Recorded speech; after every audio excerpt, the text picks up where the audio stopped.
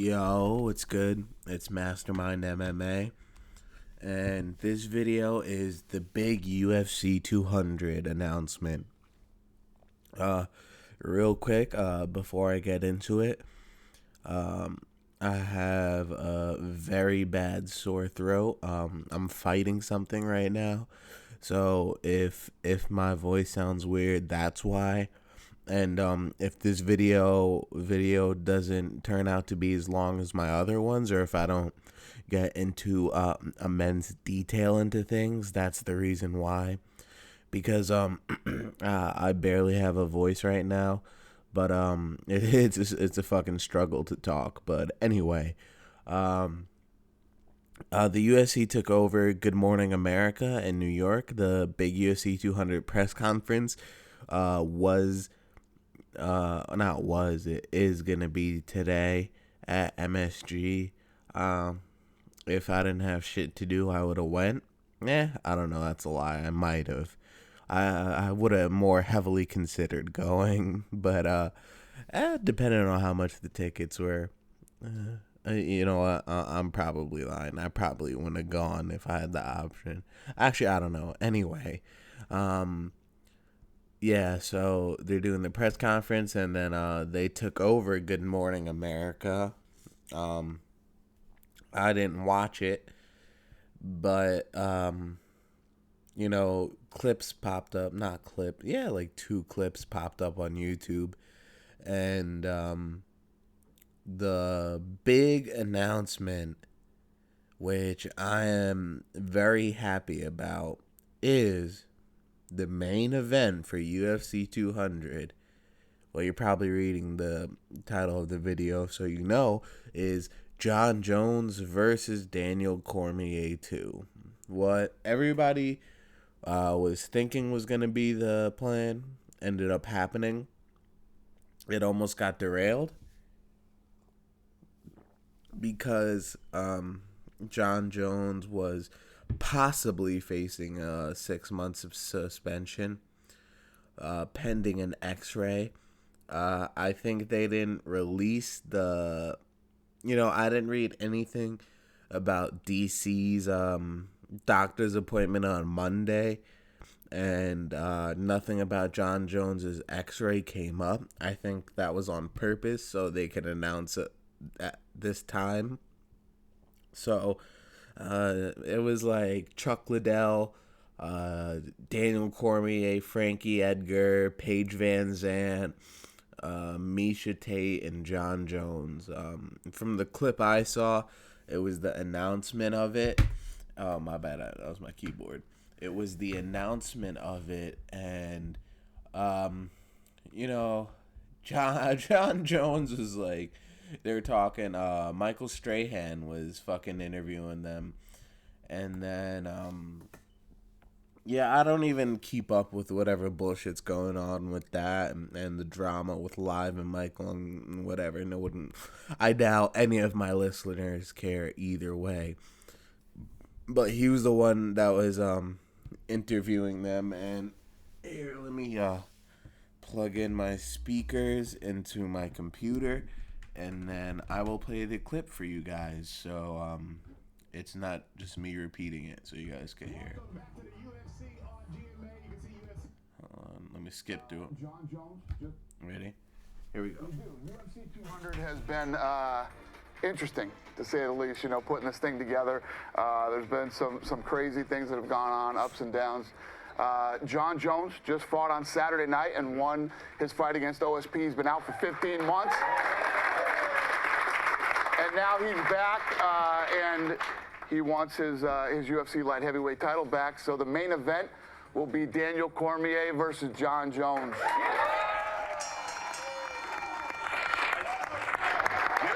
There is not a UFC fan in the world who is more excited about than I am. Like, I'm a big fan. I watched you, Jon, fight last Saturday against OSP. And in 15 months off, you were given the interim light heavyweight title. Yes. In order to get the permanent title, you have to beat Daniel, who you were supposed to fight, but who was injured. So how do you feel about that? Do you think this is the perfect matchup for you now? Yeah, absolutely. Me and my team, we've been working extensively on a great strategy, game plan to beat Daniel Cormier. I got thrown in the last minute, a change of opponent. Felt like I did great with it given the circumstances, and I'm ready to get back to my original plan, which is to dominate Daniel Cormier again. Okay, well, Daniel, I know you two have a very loving relationship. You really, a very contentious, if you didn't know, relationship. But Daniel, how do you feel? How are you, first of all, with the injury? And second, how do you think you're going to fare in this fight the second time around with John? Well, I'm here, obviously, so the doctor's appointment went well. I'm happy. I'm as happy as anybody could be to be in this situation. I've been wanting to fight John for a long time after he beat me last January. And, Yeah, I don't really give a fuck what Daniel. Shut up, DC. I don't really care what DC has to say, especially if he's not going to be talking the same shit that he was talking on Ariel Helwani. I don't know if you guys caught him on the MMA Hour, and he was saying, oh, this is the new John Jones. He looked slower. He looked gassed. This is the new John Jones. I think this is how he's going to be now. And if he really believes that, if he's not just trying to talk shit, and if he truly believes that this is the real John Jones, dude, you're just not preparing yourself in the correct way, and you're gonna get that ass whooped.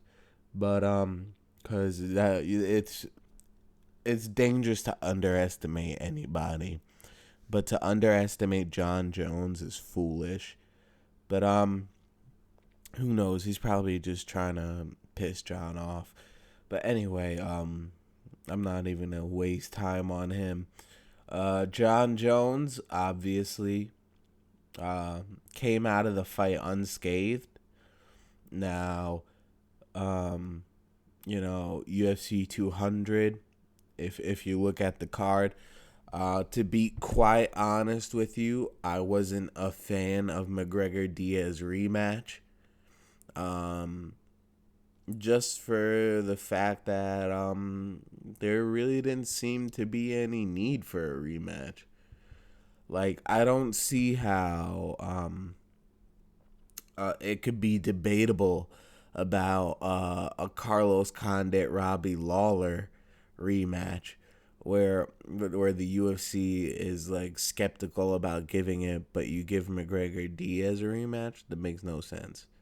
Because if there is a rematch, bro, put fucking Robbie Lawler, Carlos Condit 2 on UFC 200. That fight would be the shit. If you guys didn't watch the first one, one of the most entertaining fights, Robbie Lawler has really built himself up a legacy for himself. Maybe he's not as appreciated now, but when all is said and done, when you look at Robbie Lawler's career as a champion in retrospect, he's gonna have like a good legacy because he's just been war after war after war after war, and it's entertaining. It's not like boring. Besides like Johnny Hendricks trying to fucking hold him against the cage the entire time, Robbie Lawler on his part has been doing everything, and when he fights people that are game, like Rory, like Carlos, those are fucking epic classic battles, man. And so I was never a fan of the McGregor Diaz rematch because I simply didn't feel like that fight warranted a rematch. It was a second round finish. So, I mean, if you're not going to give Holly Holm a rematch and McGregor, it doesn't make sense. Because by what I feel should be the rematch standards, it's like what's more deserving, what's more what was more entertaining and closer, or even like I'm a Chris Weidman fan. So I'm not sure if this adds bias to it, but I'm happy that he got the rematch because it's it was it didn't look like a Chris Weidman fight. He said he had a broken foot. Luke Rockhold said he had a staph infection and was on antibiotics. So it's like they both weren't at 100%. So might as well run that back and have it be both of them at 100%, while Chris Weidman has also defended the belt multiple times, so I think that's a factor.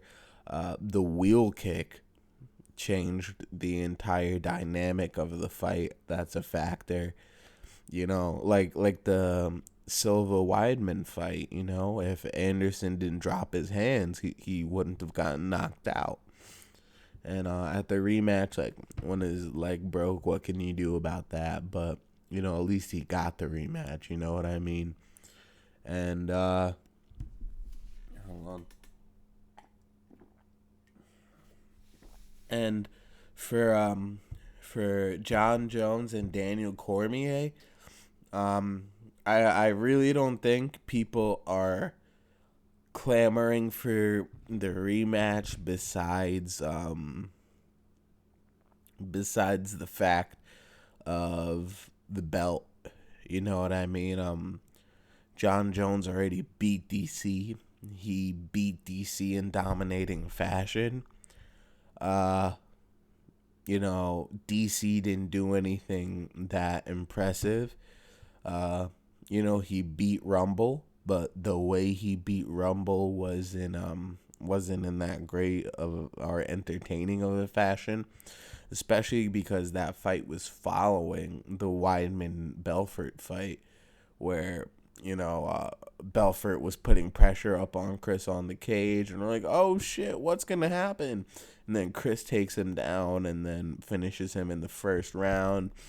And then it was like, join the team and all that shit. And I was like, oh, shit. Set the tone, got everyone all hyped up. And then Rumble comes out and DC comes out. And then Rumble straight rocks DC. Fucking sends him flying to the canvas. DC gets up and then immediately just smothers Rumble. All he really did was just hang on to Rumble and hold him up against the cage and like hang his weight on him until he gassed and then submitted him. And that wasn't entertaining at all. And again, forgive my voice. I'm fighting something right now. My throat is fucking killing me. So if it sounds weird, that's why. Again, and for his quote unquote title defense, the Gus versus DC fight, it was a war, no doubt about that. I respect DC in the aspect of his will to win in that fight and his pressure coming forward, and his grit and his heart in that fight. You know what I mean? But fact of the matter is, in both fights, DC almost got finished. In the Rumble fight, he got hit with that huge haymaker seconds into it. In that Gus fight, second round, third round, I don't remember what round it was, but Gus hit him with that big knee and then a bunch of punches, and that dropped him. Props to DC for surviving that and coming back. No matter if I don't like the guy, I still can respect what he does inside of the cage. But this rematch is kind of I don't know. Like, I'm happy for it. I'm gonna be happy to see it. Especially because DC kind of talked his way into extending the rivalry with the John Jones, get your shit together, and all of that stuff. So I think that makes it good. You know, the build up for it's good. We're supposed to see it. It should have been done and over with already. Probably a good thing. It didn't happen because of UFC 200 as a bigger card. The cards are stacked, leading up to 200, and 200 is a decent card. It's gonna be very entertaining. I would like to see. I would like to see the. I'm guessing the main event. I mean, co-main event is gonna be the Aldo Edgar 2. We know for sure Jones Cormier 2 is the main event, and then probably Misha Nunes, and then Kane Travis. I don't know. But I would like to see if, I know Nate Diaz says he doesn't want to fight anybody but Conor. And it's not like he has something to prove or he wants to shut Conor up. It's that money. So I would like to see them keep Nate Diaz's pay scale the same. I would like it to be just Nate Diaz is at that $500,000 mark now. You know what I mean? Like, I don't want to see him go back to 40-40. I think that's a deal. He's like, I'm not gonna fight for that cheap. The precedent's already set, so I would like to see them match Nate up with someone good and pay him big money and have Nate Diaz on that card and develop Nate Diaz into a star. Like, what are you fucking doing? Develop Nate Diaz into a star. He has that momentum, and don't let that momentum die. You know what I mean? They kind of allowed the Holly Holm momentum to fizzle out. Granted, it was because she lost, but my thing is, I don't know if it's because I like Holly, but I still think her stock is still up. I still think she's a star. Yeah, don't get me wrong, her stock definitely dropped with losing, but it's kind of like she got caught. You know what I mean? It exposed a hole in her game, but I still think she has that star power. Like John Jones is saying, there's lots of room in the sky for a bunch of stars. But I think they should have really focused on separating Holly Holm from Ronda. Granted, that's how Holly gained all that star power and like soul bladed fucking Ronda's fame, but they should have really distanced that fight and and just focused on developing Holly, because Holly is the she was a boxing world champion. I believe she was kickboxing world champion. So, she's a decorated athlete, and they could have moved the focal point to that, but they were just really keeping the focal point on when she's gonna fight Ronda again, and now Dana White saying that's gone. So, it's whatever. I'm getting a little off topic, but we could probably talk about that for a little bit because it's in line with what we're saying. Because this is about 200. John Jones, they're not they're not giving him the right push either. You know what I mean? They're trying to make this like a redemption, comeback story. But I guess in a sense it is. But bro, you have the greatest fighter of all time, in my opinion. And you're not really marketing him the way you are. He has two superstar NFL brothers. And he could be a lot more famous than he is. You know, I feel like the lack of push from the UFC is what really hurt Jones, in the sense of when he did get media exposure, it was for bad things, you know. But if he was kind of constantly, consistently in the light for his greatness, and then, you know, it'll be stumbles in the road, the perception would be much different. Because if they just highlighted the good things of John, and put that out there more, then when these bumps in the road come up, it'll still have an effect, but it'll be exactly what it is, bumps in the road.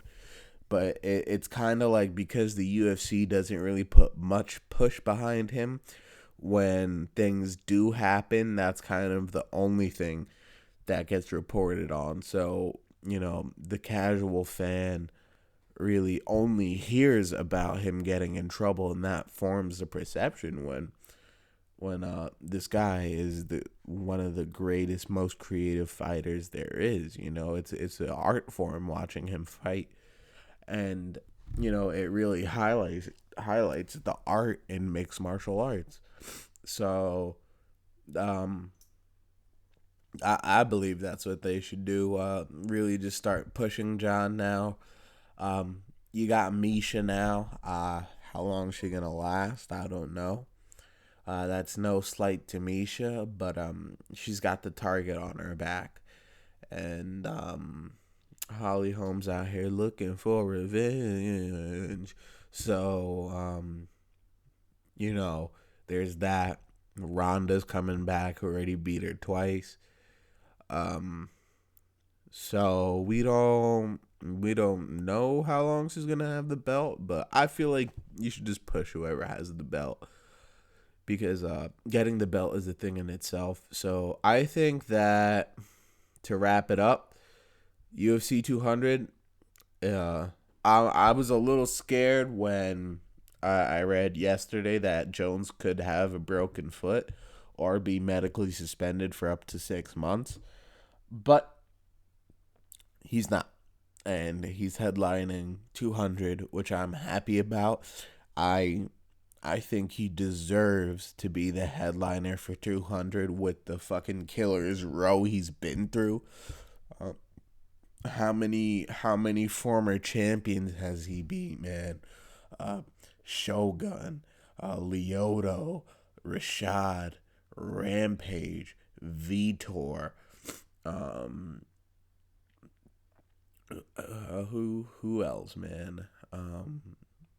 You know, Chael was never a champion, but Chael almost beat Anderson Silva in his prime, so he took out Chael easily, effortlessly. You know, he's done great things, and you know, I have a great appreciation for Mighty Mouse and his fighting ability and his technical ability, but he's in a underdeveloped division. No one's really there for him, man, and he's dominating lesser competition. Now, that's not taking away from him. Don't get me wrong. He's a high caliber athlete. But he's fighting essentially people that not many people know. You know, he did beat Benavidez multiple times and all that, but at the end of the day, when it comes to pound for pound, in my personal opinion, I think 1 and 2 is John Jones, and number 1 is John Jones, and then number 2 is Dominic Cruz. And then you could throw Mighty Mouse as number 3. Why do I think Dominic Cruz is pound for pound number 2? And, obviously he beat Mighty Mouse.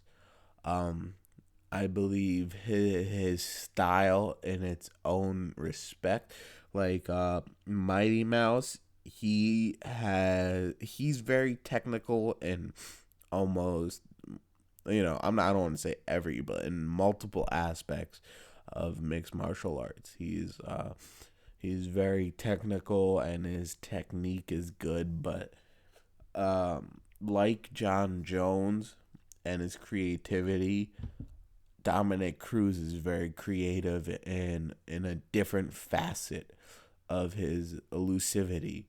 You know what I mean? He's got it down to a science, and his footwork and his fight IQ and his execution is it's brilliant. And one of who calls themselves TBE, who calls himself Money? Floyd Mayweather Jr. And what was his thing? Oh, you can't hit Floyd. But the thing is, Floyd is boring. Dominic Cruz, you can't touch Dominic Cruz, and he's going to find his openings and throw nice combos, and he's entertaining while not being hit. So, I'll probably save this for another video. I gave a big slice of it, but it's whatever. My throat's fucking killing me. So, I'm going to wrap this up. It seems like I hit a while, so that's good. If I feel better throughout the day, expect multiple videos uploaded with the updates. You know what I mean? When Good Morning America uploads more things, and if anything more comes out, you're gonna hear it, and this is gonna be your spot to hear it. So John Jones, Daniel Cormier 2, headlining officially, and I'm happy about it. Good for John Jones. DC, real quick, if you guys look back to what video was it? I don't know. I think most of my videos I did on DC were fairly entertaining, but if you look back, I basically called this. I said DC is pulling out of this fight because he knows this is the last time he's going to hold a legitimate belt, quote unquote. Being the undisputed defending belt on his behalf, whatever. But with the organization claims is a legit belt, this is his last time holding it. He wants to be on that 200 card, and that's why he pulled out. I called it, and it's how it played out, man. So you guys could check that out. Check out my other videos. Noticing more people getting in the comments, and I really appreciate the input, guys. You guys mean a lot to me, and hopefully the channel grows more and more people listen, and whoever is listening, you guys are the best, and you already know it's Mastermind MMA.